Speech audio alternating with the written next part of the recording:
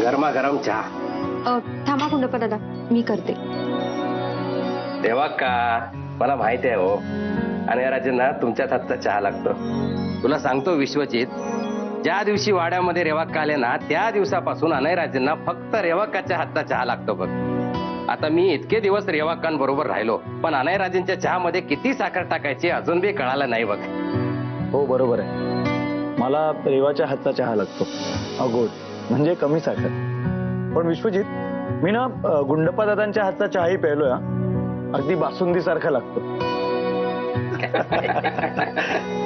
रेवा ग, किती साखर घालतेस? सॉरी, माझं लक्षच नव्हतं.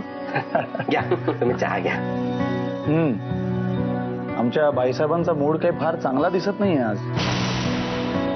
पण आता मी तिला अशी न्यूज देणार आहे ज्याने तिचा मूडच बदलून जाईल. रेवा, आपण दोघं लवकरच मुंबईला शिफ्ट होणार आहोत. अरे वा, छान. हे काय छान? अगं, मी तुला इतकी मस्त न्यूज सांगितली आणि तू छान अशीच रिॲक्ट होणार आहेस? काय झालंय तुला? अरे तुला कळतंय का मी काय बोलतोय? आपण दोघं मुंबईला शिफ्ट होतोय. हो, म्हणूनच छान म्हणाले ना मी. आणि चहाही दिला तुला, तुला आवडतो तसा. By the way mister Vishwajit, तुमच्या बायकोलाही माहिती असेल ना तुम्हाला चहात किती साखर लागते ते? हो, तिला माहित होतं की मी 2 चमचे साखर घेतो चहामध्ये. रादर ती सुद्धा चहामध्ये 2 चमचे साखर घ्यायची. अरे वा, म्हणजे तुम्हा दोघांमध्ये खूप साम्य आहे. तर आणखी काय काय साम्य होतं तुम्हा दोघांमध्ये? 2 प्रेम करणाऱ्या माणसांमध्ये साम्य नसलं ना तरी ते निर्माण होतं. कारण ते जेव्हा एकमेकांच्या प्रेमामध्ये असतात तेव्हा एकसारखे वागतात. रादर ते एकमेकांचा भाग होऊन जातात. त्यामुळे त्यांचं वागणं बोलणं सगळं सिमिलर होऊन जातं. अगदी खरं आहे विश्वजित. काय रेवा? हो, खरं आहे. तुझ्या बरोबर राहून राहून मी सुद्धा खूप बदलली. पण अनय, आपल्या दोघांमध्ये असं कधी नाही ना झालं की आपण इतके एकमेकांसारखे झालोय की आपली हस्ताक्षर सुद्धा सारखी आहेत. काय? हो, म्हणजे बघ ना, 2 प्रेम करणाऱ्या माणसांचं हस्ताक्षरही सेम असू शकतं.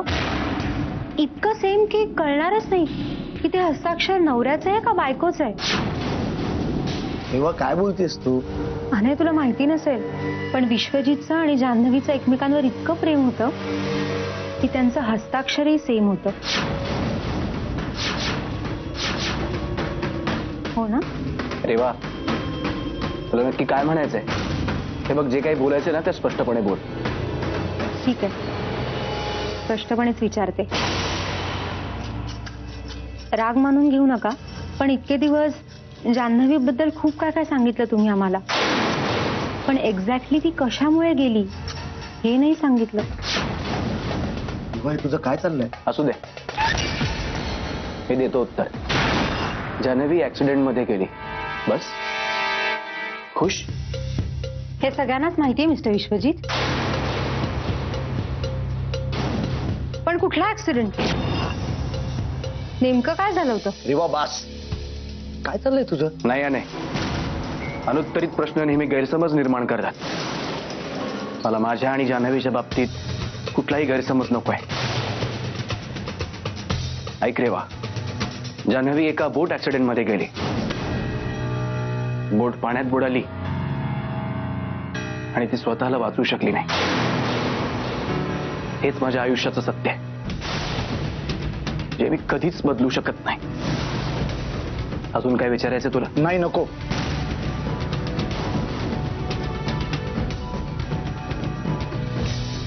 Vishwajit, I am sorry. मला माहिती आहे तुला ह्या विषयाचा खूप त्रास होतोय. आम्ही येतो, आपण नंतर बोलूया. देवा, चल चल. गुंडप्पा मामा, गुंडप्पा मामा. मधू, काय झालं रे? हे रेवाक्कानी अनयराजे गेले? हो, गेले. अरे पण असं गप्प बसा आणि मला कोणी डिस्टर्ब करायचं नाही आता. अरे पण काय झालं?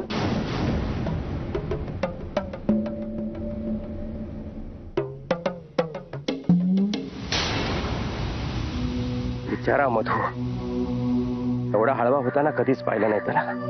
काय झालंय कोणास ठाऊक.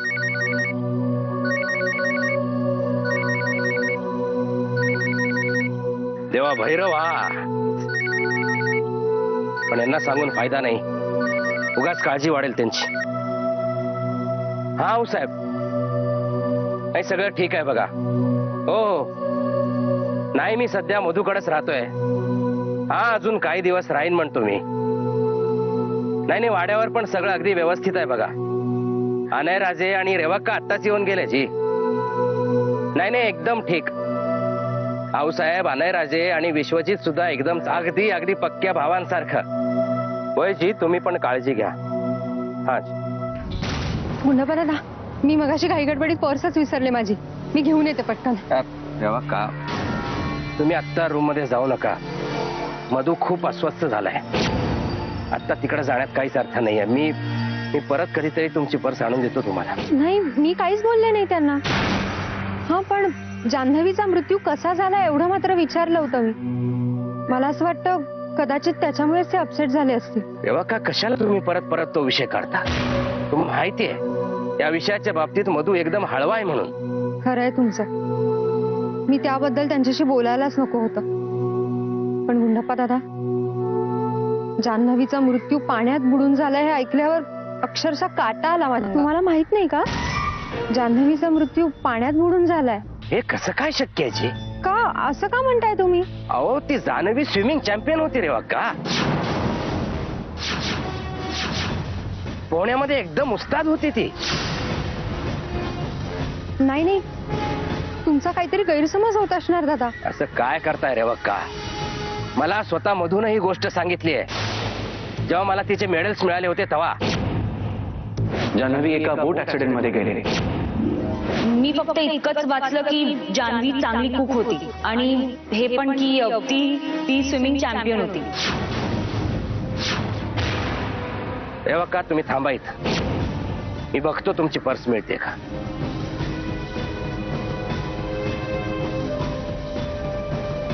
म्हणजे विश्वजित खोटं बोलले? तेही जान्हवीच्या मृत्यू बाबतीत? पण का? जान्हवीच्या मृत्यू मागे नक्कीच काहीतरी रहस्य आहे.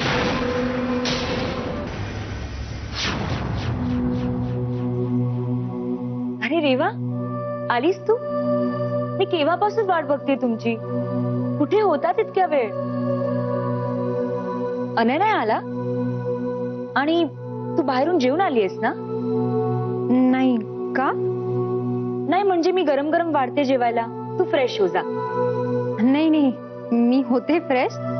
पण आज अचानक काय झालंय तुला? नाही म्हणजे तुझ्या अशा वागण्याची सवय नाहीये ना, म्हणून जरा ऑड वाटलं. रेवा, मी इतकी काही वाईट वागत नाही. हा काय, मी जर्मनीतून आले ना, तर मला मिक्स व्हायला थोडा वेळ लागतो इतकंच. आणि आपली माणसं जेव्हा दूर जातात तेव्हा त्यांची किंमत कळते.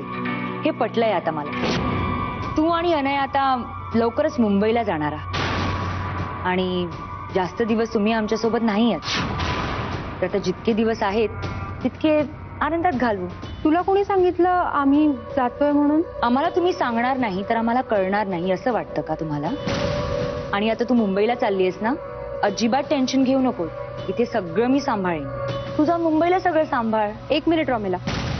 अनयला मुंबईला जायचं प्रपोजल आलंय, पण आम्ही अजून ठरवलं नव्हतं. पण आता मी ठरवलंय, आम्ही मुंबईला जात नाही आहोत.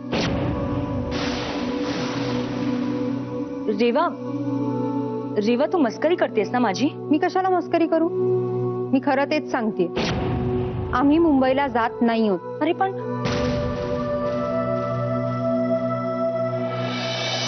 हॅलो अनय. हा, एवढंच सांगायला फोन केलाय तुला की मी ठरवलंय आपण मुंबईला जात नाही आहोत. अनय, मला कळतंय.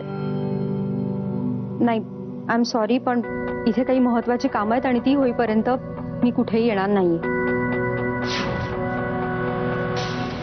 शेवटी माझ्या भूतकाळानं फणा वर काढलाच. जे विसरण्याचा प्रयत्न करत होतो त्याला तडा केलाच. तुझ्या माझ्याबद्दल सगळ्यांना चांगलं कळावं म्हणून मीच ही डायरी लिहित होतो.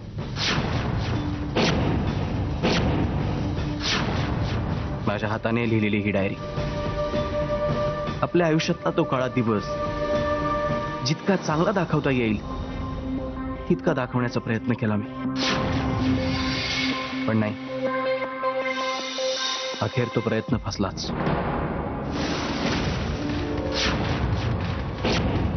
रेवाने हे सत्य शोधून काढलं आणि आज ही डायरी बाद झाली. ही तुझी डायरी, जी कधीच कोणाच्या हाती लागता कामा नये, नाहीतर एक कटू सत्य या जगासमोर येईल.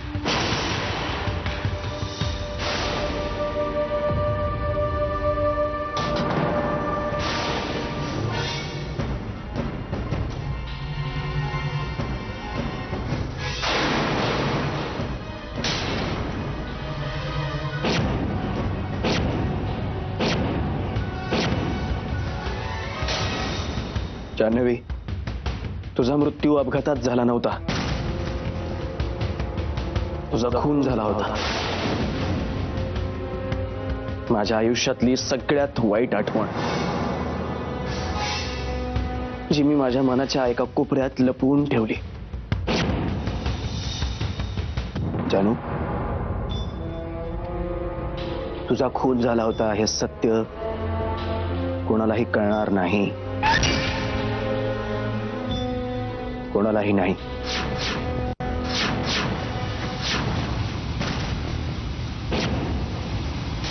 रेवा, हे काय चाललंय तुझं सगळं? आपण मुंबईला आपल्या बिझनेसच्या एक्सपान्शन साठी चाललोय. हा सगळा टाइमपास वाटतोय तुला? आणि या सगळ्या बिझनेसच्या गोष्टी आहेत, याबद्दल मी तुझं काही एक ऐकू शकत नाही, कळलं? आपण मुंबईला जातोय म्हणजे जातोय, दॅट्स इट. अनय, तू माझं बोलणं नीट ऐकूनच घेत नाहीयेस. म्हणजे आपण मुंबईला आत्ता जायचं नाही इतकंच म्हटलं मी. आपण मुंबईला जायचंच नाही असं कुठे म्हणाले? तू काय बोलतेस नक्की? मुंबईला जायचं नाहीये, मुंबईला जायचंच नाहीये, व्हॉट इज इट? हे बा अनय, मला इतकंच म्हणायचंय की इथे काही गोष्टी अर्धवट राहिलेल्या आहेत आणि जोपर्यंत त्या मागचं सत्य मला कळत नाही तोपर्यंत मी तुझ्याबरोबर कुठेही येणार नाहीये. कुठचं सत्य शोधून काढायचंय तुला रेवा? सांग ना. तुझ्या भावाचं, विश्वजितचं सत्य.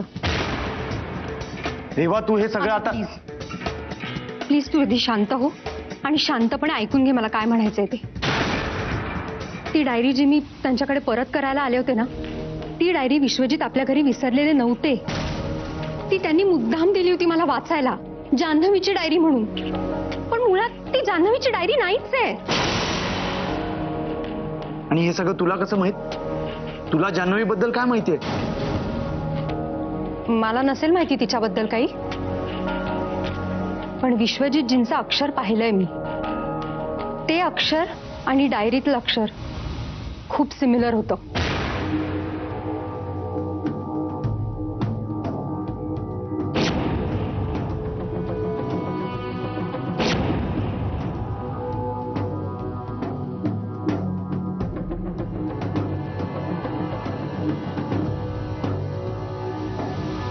आणि म्हणूनच मला वाटतंय ते काहीतरी लपवतायत आपल्यापासून. ते काय म्हणाले होते आपल्याला? त्यांच्या बायकोचा मृत्यू हा पाण्यात बुडून झालाय ना? पण ते कसं शक्य आहे? ती स्वतः एक स्विमिंग चॅम्प होती. काय? हो, म्हणूनच अनय मला सारखं सारखं असं वाटतंय की ते काहीतरी लपवतायत आपल्यापासून. बास कर रेवा. काय चाललंय तुझं हे सगळं? विश्वजितच्या आयुष्याचा इतका विचार करणं बंद कर आता. म्हणे तो खोटं बोलला. कशावरनं खोटं बोलला तो? हा? आणि जरी तो खोटं बोलला असेल ना, तरी त्याचा हा अर्थ होतो की आपण त्याच्या पर्सनल लाईफ मध्ये इंटरफिअर केलेलं त्याला आवडलेलं नाहीये. काही झालं तरी या वाड्याचा भाग आहे आता तो. आऊसाहेबांचा मुलगा आहे, आपण त्यांना सांभाळून घ्यायलाच पाहिजे. विश्वजितच्या भूतकाळाशी आपलं काहीही देणं घेणं नाहीये, कळलं तुला? अनय, बास. विश्वजितच्या पर्सनल लाईफ पासून दूर राहायचं, कळलं?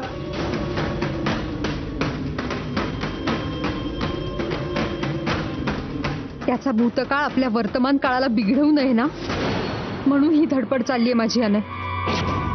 विश्वजितजींचं सत्य मला कळलंच पाहिजे आणि कुठल्याही परिस्थितीत मी ते त्यांच्या तोंडून वधवून घेणारच. विश्वजितचं आणि जान्हवीचं एकमेकांवर इतकं प्रेम होतं की त्यांचं हस्ताक्षरही सेम होतं. जान्हवी ऍक्सिडेंट मध्ये गेली.